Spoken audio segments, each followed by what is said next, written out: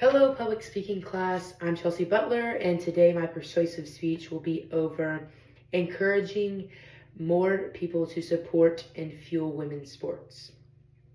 In 2022, the NCAA did a study showing the amount of men and women they had in the conference. There are 293,105 male athletes compared to the 229,060 female athletes in the NCAA. Here at Sam Houston, we are a Title IX school to where there are the same amount as men's scholarships as women's scholarships here on campus. There has been a long history of a lack of support in women's athletics. This stems from Friday night home football games. Everyone loves to go to them, but what about a Friday night home volleyball game? Same thing for basketball. What about when the boys play home on Friday, but the girls play home on Tuesday? What are the numbers there on the support given? And that just also goes for sponsorships. How many people really sponsor volleyball? How many people really sponsor women's basketball? But when it comes to men's basketball, it's a big deal. When it comes to football, it's a big deal. The importance of my speech is to help encourage and persuade people to start fueling and supporting women's sports. It is something bigger than just yourself, and it's something that doesn't take a lot when students get in for free to women's games, to men's games. You get in here, I know at our Sam Houston College, you get into every athletic event for free. There's no excuse not to, I only have money to go to the football game, because you can go to the volleyball game as well. There has been a role model in women's sports, and everyone knows her, Serena Williams. The thing about women's sports is they're not just athletes, they're people too. Serena Williams struggled after having her child.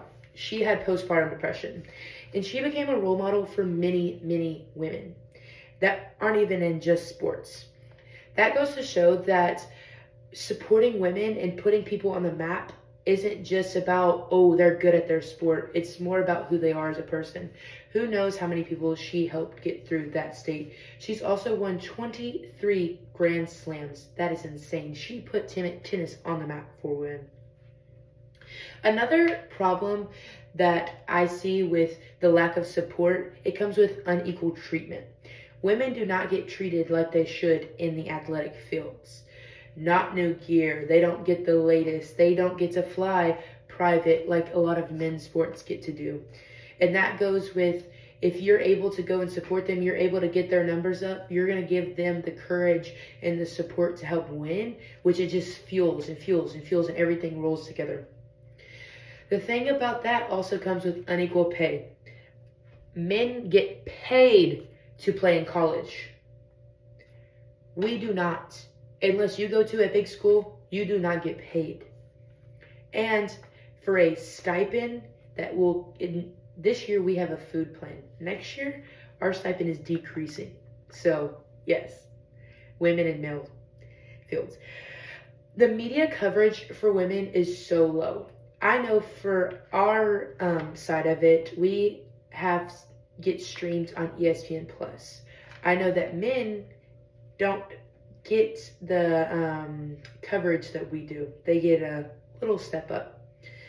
And also, women get fewer sponsors. With the lack of support, why would someone want to sponsor a women's sport when there's no one watching it? When there's no one there at the games to see their sign to make them want to go support their business. And that also decreases the chances of women getting paid. That decreases the chances of women getting NIL deals. Everyone can support this cause. Everyone can go to a volleyball game, a basketball game, a soccer game. Our soccer team was so good this year. Everyone can do that little thing, and it could grow and grow and grow. And you tell your friends, hey, let's go to this game. Hey, let's go watch the girls do this. It's the little things. You encourage people to attend all games. Hey, make it a going, every Friday that they have a home game, go watch them play. It's little things like that that is what's going to be a domino effect. The media coverage and people resharing and reposting and spreading awareness to women's sports in college, the pros. Caitlin Clark, she has made the WNBA what it is now. She has made it to where little kids are selling out stadiums, which is insane. And to the fact where I'm saying selling out stadiums, there was a record-breaking thing. Nebraska Cornhuskers volleyball team broke the world record for women's sports attendance this year with 92,000 fans in their stand. They were playing their state rival, Omaha, and this was one of the coolest things in women's sports. They had an outside court in the football field, and it was sold out. It was an amazing, I know I got to watch it on TV, and it was amazing. The importance of representation and leadership with women in sports is huge.